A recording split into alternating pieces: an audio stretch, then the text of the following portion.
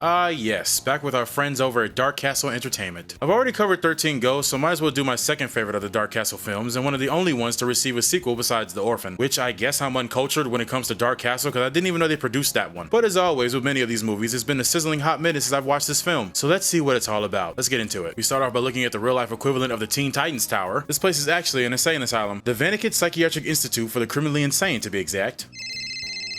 Hello? Oh, Gotham called. It wants its fucking identity back. What is this wordy ass title? We see a guy at the front desk setting up for the night as he sharpens his pencils. I don't know why he has these. I thought these were chopsticks at first. It's been a long day. Cut me some slack. We then check in on a man named Richard Benjamin Vannicut. Remember when I compared this guy to Arthur Freakin from Grave Encounters? Yeah, full circle moment right here. A man using a psych ward as a front to commit his sick and twisted experiments on patients. He's even got two nurses with him, one filming and one holding the patient down. Because of course he needs to be awake while you cut his entire stomach open. What exactly are you testing for? There's only one way a person is going to react to this. Also, something very confusing happens during this. We hear a bunch of noise and Richard looks up and it's a bunch of patients on the ceiling. Are they supposed to be out at this time of night? They don't seem concerned. Even back at the front desk, there's a girl staring at the receptionist guy and he just kind of nods it off. Like, is this not cause for alarm? Maybe I'm just paranoid. Or maybe not. The patients break into the office and proceed to murder this guy. John Wick style too. I'm talking 3 pencils through the neck. They proceed to do the same, breaking into the experiment room, killing Vannicut and his 2 nurses. We also get some unnecessary titty flashes during the scene. Gotta love those early 2000s horror movies. This actually came out in 1999. 1999? What month? October. Close enough. This place also gets lit ablaze, as we see news coverage of the aftermath that night. Everybody dead. It's looking like an air nomad temple in this bitch. Whoa. What? Too soon. You right, my bad. What the hell is wrong with you? That was out of pocket for real. Can we cut to a commercial? Cream pouring like waterfalls.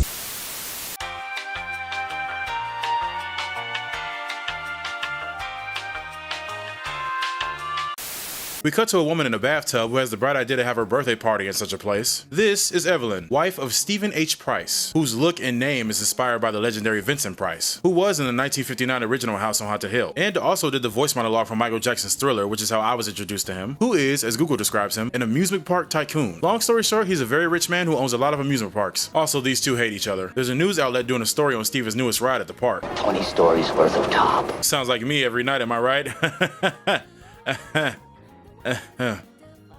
Moving on. Wait, is that Spike from Buffy the Vampire Slayer? What the hell are you doing here? Anyway, they get into the elevator going up to the top, and the news lady said that Steven delayed the opening of this park due to an almost fatal accident. But Steven assures them that everything is safe and sound. Wait, why is the elevator cable broken? Yeah, they go flying downwards and everyone is freaking out. Even Steven. Even Steven. But it turns out to be all fake. That's sick, son of a bitch. Can we do it again? No! The floor wasn't actually see-through, it was just a big HD screen. In reality, they're at the top of the ride. Wait, so that first part wasn't the ride itself? I got pump faked into thinking I'm actually about to die just for the doors to open to the top of the actual ride, and you still expect me to get on this f***ing roller coaster? If I'm being honest though, this thing does look kinda sick. Still doesn't negate all of this, but at least the aesthetics are nice. The news reporter and Spike get on the ride and seem to be enjoying themselves. Good for them. We check in with Steven, who calls Evelyn back, and he's not very keen on the idea of where she wants her birthday party. During this scene, we see the rails break off on the roller coaster, and this is when I thought we were about to get some Final Destination type ish, because from the looks of it, these people go flying off the tracks. Just for it to be another fake out? Steven, please tell me there's an age limit on this ride because you will give someone a heart attack. That's a lawsuit waiting to happen. Evelyn isn't changing her mind and is dead set on Haunted Hill being her party destination, and she gives Steven her guest list, which he then proceeds to put into the paper shredder and then types up his own list. I would assume of people she hates just to get under her skin. But as Steven is leaving for an important meeting, a force we can't see deletes his list and types up his own. So we can already see early on there are some supernatural happenings happening. We then cut to all the guests making their way to Haunted Hill. Tay Diggs, Chris Catton, I'm liking this ensemble already. This is Watson Pritchett, Eddie Baker, Sarah Wolf, Dr. Donald W. Blackburn, fire ass last name, and Melissa Margaret Marr. What the f is that name? Triple H? No, Triple M. They all have questions on why they're here and what's going on, and Pritchett is just giving them jumbled half answers and is extremely adamant on getting them inside the house. He owns the place, by the way. Steven just rented it out for the night. They get up top and it seems like they're the only participants in this party. Melissa here seems to be a photographer of some sorts. In fact, what do all these people do? Dr. Blackburn. Doctor. Got fucking Sherlock here. Melissa was a TV star on her own show and got kicked off for not being exciting enough. Ouch. That's a backhand to the ego. Blackburn here doesn't sound too fond of Price as Melissa remarks on the glass mural on the top of the ceiling. He mistakenly calls it some of Steven's spook house boogeyman bullshit. Alright, Mr. Party Pooper, no ghost stories for you tonight. Pritchett said it scared him as a kid, but not so much now. And considering he won't even step foot into the building, I doubt that is true. Melissa is hoping to capture something to get herself back into the entertainment biz, or as she says, earns or her way back in. God, I hate Hollywood. Evelyn is here and is very confused on who any of these people are. But before she can even register it, the mural up top shatters and it almost kills her. Eddie tackling her out the way to safety, although being called a pervert by Evelyn in the process. What in the anime fuck? I never understood this trope. I saved your life so you assume I did it because I wanted to bang? I think this actually happened to a guy in real life and he even got taken to court for it. After this little fiasco, no Lupe, Steven makes his grand entrance and Evelyn thinks this is all his doing. I don't know if I like or dislike Steven as a character. As a kid, I thought he was sort of cool and sarcastic and otherworldly like some spooky Tony Stark. Now watching this as an adult, he just comes off as kooky and weird. Still charming in a way, which baffles me. We also see a tech guy in a security room and I'm assuming he was either hired by Price or he already works here. But he has CCTV cameras set up of all the rooms in the asylum. Are those Blockbuster rentals? It's not a Grease video if I'm not reminded of how old I am. Blockbuster was the shit. I got all of my PS2 rentals from here. And Hollywood Video, rest in paradise. They talk in private and Steven says those people aren't the ones he invited. Which they aren't, but good luck convincing Evelyn otherwise. In fact, he tries to switch it on her saying she must have hacked his computer or something. Also, these two are very openly admitting they've tried to kill each other in the past. I was not kidding when they said they hated each other. Also, the whole who invited them ghost thing is so on the nose, it's back off the nose. That doesn't make any sense. And you don't make any dollars, now hush. She in fact is the one who tried to kill him more than once. And he is fully aware that she's had multiple affairs. She waves him off and says she's gonna go grab a cab and leave this place since her party is ruined. Don't piss me off. Ugh, party pooper. I swear to God. Alright. Party's over. Reeves? Price heads back downstairs and gets confronted by Pritchett about his payment. He seems to know a lot more about the place and is in desperate need to get the hell out of here. Even to the point of being extremely cringy. Like the scene when he's pressing Price about giving him his check is the most awkward shit I've ever seen in my life. Chris Cadden already doesn't have the deepest voice to begin with. So him trying to intimidate Price while also cussing at him like he just learned what swearing was today doesn't help. I don't give a dick, idiot. You think I give a balls? Ass sack. Price goes to sign the check while asking for everyone's name. We already know about Dr. Donald and Triple M here. Eddie is a former baseball player. However, Sarah introduces herself as Jennifer Jensen, a VP of a big company. Ooh, someone's lying. Pritchett has no interest in $1 million and wants to leave with the money he was promised. Oh yeah, forgot to mention, Price says he'll give $1 million to whoever survives the night. What? What do you mean survives? Like yeah, obviously there's gonna be ghosts in here trying to kill them, but does Price know that? Or was he planning to kill them himself? Or does dying symbolize them being scared or tagged out of some sorts? I don't know. Even more questions are raised when the house starts to fill up. Man, Dark Castle sure does love their haunted shape-shifting houses. Pritchett tries his best to escape but ultimately fails and now he's trapped in this place with them. He knows for a fact that this place is evil and dangerous and will kill everyone here. But of course we have a room full of skeptics and jokesters because no one is taking him seriously. They also start pointing fingers at Price, especially when Evelyn shows up fully convinced that he has something to do with this, knowing he's probably rigged the place with bears and scares. That's not an actual saying. Yeah, but it rhymes, so your opinion isn't validated. That's not a thing either. Eddie asks Pritchett about a control room that could possibly get this place back open so they can leave. Although, would they be that unsafe staying in the lobby? I mean, if push comes to shove, we'll just be living off alcohol and party hors d'oeuvres for the night until sunrise. House opens up and boom, we're all millionaires. Unless whatever is in here grows impatient and just comes up there on his own. And of course, the main control room is in the basement. The basement that Pritchett describes as a maze. We can never just find what we're looking for in a brightly lit room with ice cream, can we? Eddie and Sarah,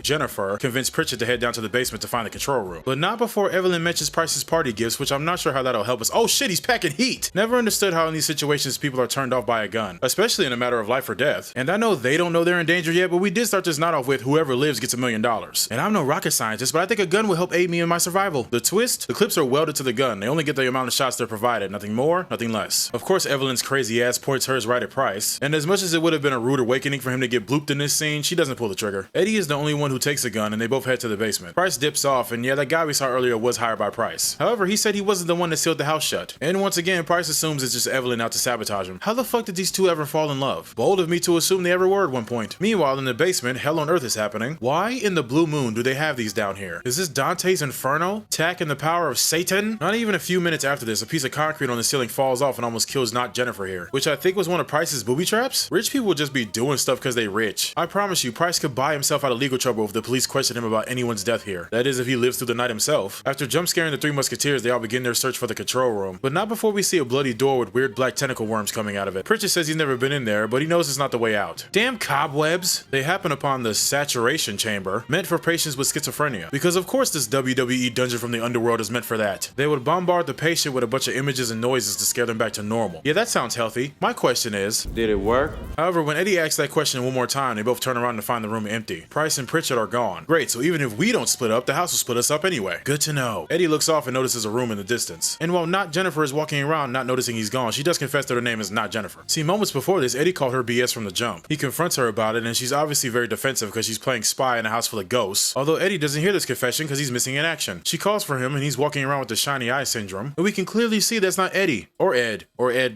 She walks into another room, and Eddie's looking like MJ in the Scream video. This effect always creeped me the hell out. Moving at supersonic speed while everyone else is moving in regular motion. He looks at her before he steps up and jumps into a vat of blood. Sarah panics and goes after him, and while she's struggling to get him out, you want to know who finds her doing this? Eddie, my main man. She looks up and is like, who the fuck have I been bloodbending with? She then starts to get pulled into the vat, and it looks like Eddie goes to help her, but she ends up getting loose and flies backwards. What happened to Eddie? He was just right there. Was that also a ghost? The editing in this movie is confusing. They head back upstairs and gather themselves. Eddie is looking for Price, thinking it was some sick joke. However, Price is with Pritchett the entire time, looking for that control room that apparently doesn't exist all of a sudden. Either way, if they find a way out or stay until the lobby till morning, Price suggests they all stick together. That's gonna be a little hard with Melissa in the basement. What are you talking about? Melissa isn't in the basement. What the fuck is Melissa doing in the basement?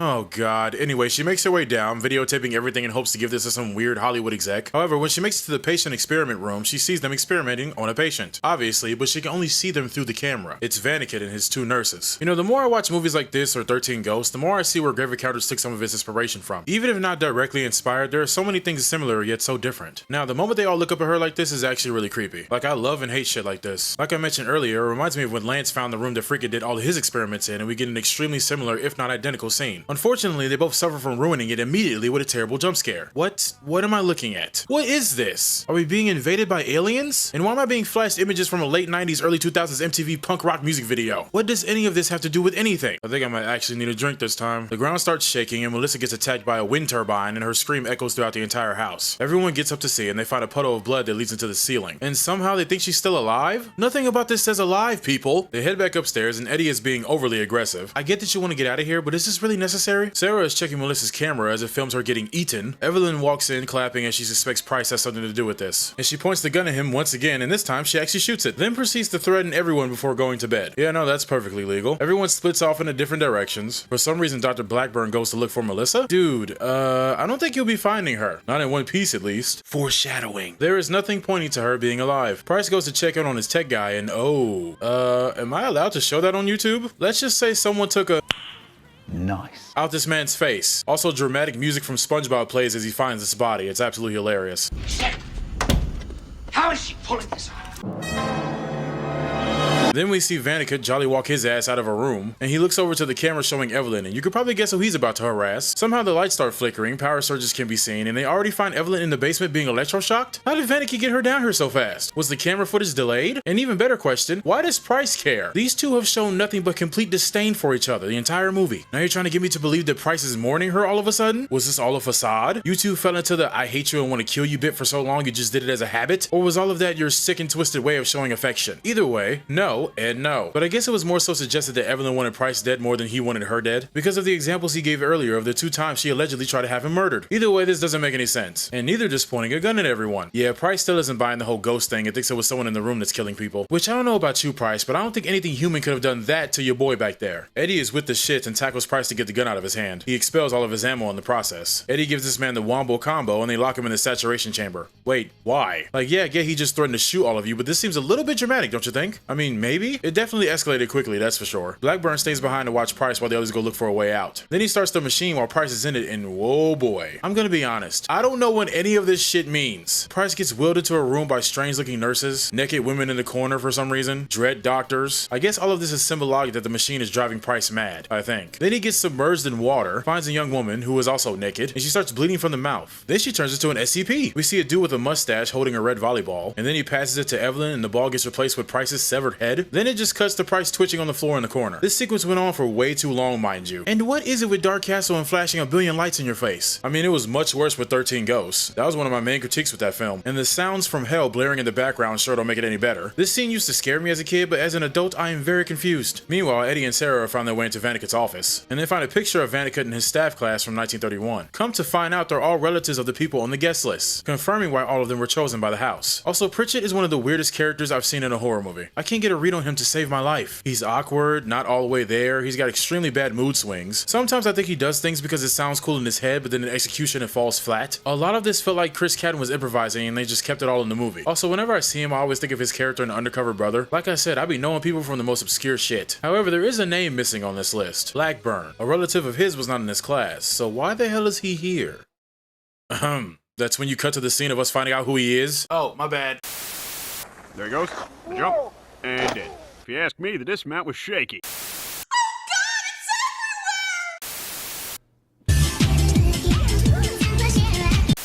Blackburn was having an affair with Evelyn? Yeah, so all of this was fake to make everyone think Evelyn was dead, and also a plan to have Price killed. See, this shows that Price didn't fully hate his wife. His reaction to her death, him assuming she wouldn't shoot him, maybe deep down he also felt that she truly loved him back, but their differences and butting of heads never actually gave them the chance to experience such things. Maybe it was like that when they first got together, but it turned into something bitter, and Price reluctantly just went along with it. I say all that to say that if Price has any amount of love in his heart for her, I don't think she has any for him. This scene shows that she is purely evil, using people to only benefit herself. They speak about who they think will be the one to kill Price. This was all a plan to frame him and put all the blood on his hands. They also still don't know what happened to Melissa, even though we all know she's dead. Evelyn gets paranoid and thinks she might still be alive spying on them, and it could ruin their plans. She needs them to believe that they're all in danger, therefore they need another body. I think you can guess where this is going. Yep, Evelyn stabs Blackburn to death. Even worse, I think she gets a sick kick out of it. R.I.P. Blackburn, I guess. I would say poor him, but he had this coming. Melissa maybe not so much. I mean, she was stupid for going down there by herself, but she just wanted footage for her potential return to the limelight. Back upstairs, they all gather around the campfire singing their campfire song. Eddie comes back with a big metal pipe, I'm guessing to get one of these windows open, since everything is still sealed shut. As they're about to leave, Pritchard is still sitting around hopeless, saying how Blackburn is dead and they should stop looking for him. He's not wrong, but he thinks the house killed him, when in reality, it was Evelyn. In fact, the only person in this movie to be killed by the house has been Melissa. Speaking of Evelyn, we see her walking around until she finds herself with the saturation thingy-mabob. Also, don't know why they're trying to be suspicious, just showing her feet. We know this is her. Anyway, she opens the door and Price collapses onto the ground, still unconscious. The other three stooges make their way back down to the basement and find a bunch of blood on the ground, presumably Blackburn's. Although his body is missing, with nothing left but a bloody saw. They find their way back to the saturation chamber and find a decapitated Blackburn in there. Once again, don't think I can show that. And then Sarah is alone for some reason? Is there a director's cut I'm missing or something? Cause they cut from them finding Blackburn's body to Sarah just walking around alone. How did we get to this point? While she's walking around, she hears Melissa's voice calling out to her for help. And of course she gets drawn in because seeing a blood trail leading right into the house and also watching the video firsthand wasn't enough to show that she is very dead. But Price comes around the corner instead, hands bloody and clothes mangled to shit. He asks Sarah to help him, but she doesn't trust him because she believes he's behind all of this. And then she shoots him multiple times. Foreshadowing, because earlier Blackburn suspected that Sarah would be the one to pull the trigger. If only he was alive to see her now. Price falls to the ground and Eddie and Pritchard show up moments later. Eddie calms her down and grabs the gun and they head back upstairs. Evelyn walks her bloody ass up and mocks Price's dead body, saying how she only loved him for his money and everything else about him disgusted her. I mean, honestly, Price can be an asshole sometimes, but he just seems like a guy who loves scaring people and just happened to make a living off of it. I don't inherently think he's a bad guy. However, Evelyn is the bad guy and she's in for a rude awakening because Price is actually alive and he's pissed. Yeah, my man's head on that 50 cent. The hell does that mean? Bulletproof vest. Oh, I get it. He starts ragdolling her ass around before pushing her through a room that contains the darkness, which was something that Pritchard mentioned earlier. He said if it was ever released, they're all doomed. Oh look, they're all doomed. In a moment of fear, you can see that these two might still actually care for each other. Price tells her to hurry and get up, and she even yells out for him before she gets consumed by whatever this is. This is aged terribly. This looks so bad. Oh my god. It even talks. Price gets the hell out of here while the three musketeers are still upstairs trying to pry the window open. With mild success. Price makes it to the door, but as he tries to open it, the doorknob falls off. Well, I guess he won't be able to grasp the situation. He begins banging on the door, and Pritchard is the one to open it, and he gets the worst death in the movie. That's how Pritchard dies? Like, yeah, he was weird and kind of creepy and had some nuts and bolts missing, but damn, the guy wanted to leave from the jump. He also knew all of this would happen. He warned everyone about this exact situation. Price tells everyone to run, and they all skedaddle. Fun fact, way back in the day when I started making YouTube videos, I would edit all of my videos with Windows Movie Maker. Could have fooled me because I thought they used the same shit to edit this movie. What am I looking at? Although the hallway forming into a mouth doesn't look half bad. The rest of this shit though? The shadows from Kingdom Hearts look better than this. The darkness then disappears into the ground. Oh, it's gone. No, it's not gone, you idiot. The house is about to go boom. This is actually a pretty cool sequence. It adds more panic to the situation. Eddie and Sarah finally start moving their feet. Price makes his way to the top floor, which pretty much looks like an attic. He attempts to pull various levers and wheels, but nothing is budging. In a fit of rage, he throws the pipe he was using to pull this lever down, and it hits another lever, which was actually the real lever that wasn't the fake lever. You know what? I'm confusing myself. Motherfucker, you're confusing me. Eddie and Sarah make it back to the lobby. The fuck happened to Eddie's jacket? Anyway, Price calls them from above, and they head up to where he is. They have the nerve to use Melissa's face to call out for Sarah. They weren't close like that. I'd understand if they were building up a friendship between these two, but the only quote-unquote moment they had was when Sarah thought Melissa was calling out for help. They continue to run up the stairs and they make it to Price. Unfortunately, the temporary tattoo is back and it looks even worse than before. It goes to attack Sarah, but Price pushes her out of the way, and that is the last time we see him. He pulls a Majin Vegeta and turns into a dust statue before being blown away. R.I.P. Price. Sarah falls down onto the ground and the rope to the mechanism holding the window open begins to snap. Eddie jumps into action and grabs her and gets her out of the building. But he's too late for himself because the rope snaps and the window closes. Not my boy Eddie. Also, as the darkness is about to get him, we get a funny line of him saying he was adopted and this really has nothing to do with him. Imagine getting your life put in danger because something a member of your adopted family did in the past. Pritchett to the rescue though, which is a very sentimental moment, but this looks ridiculous. Shout out to Pritchett though, R.I.P. my boy. Him and Melissa were the only two I kinda felt bad for. Like Price low-key redeemed himself with his last dying move. Fuck Evelyn though. Eddie makes it out and we actually have survivors. They kinda set it up for these two to be the ones to make it out. Also shout out to Eddie for not being a part of another stereotype. And Rod Digger from 13 Ghosts. Like we ain't dying first in Dark Castle movies. Sarah notices a slip of paper in the window and oh shit.